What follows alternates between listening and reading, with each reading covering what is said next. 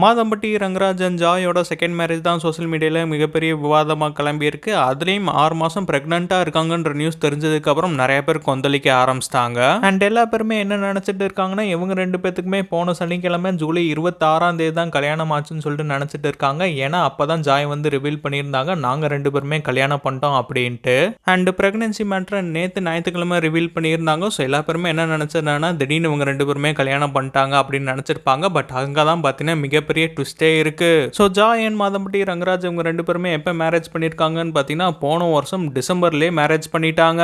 Joy இந்த வருஷம் ஜனவரி 1ஆம் தேதி 2025 அன்னைக்கு ஒரு ஃபோட்டோ அப்லோட் பண்ணியிருக்காங்க. அந்த ஃபோட்டோலேயே பார்த்தீங்கன்னா அவங்களோட கழுத்தில் தாலி இருக்கு. இந்த தாலியும் அவங்க சனிக்கிழமை அப்லோட் பண்ண ஃபோட்டோ இருந்த அந்த தாலியும் பார்த்தீங்கன்னா ரெண்டுமே சேம் தான். ஸோ போன வருஷமே பார்த்தீங்கன்னா 2 பேருமே கல்யாணம் பண்ணியிருக்காங்க. அதை இப்போ தான் பார்த்தீங்கன்னா ரிவீல் பண்ணியிருக்காங்க.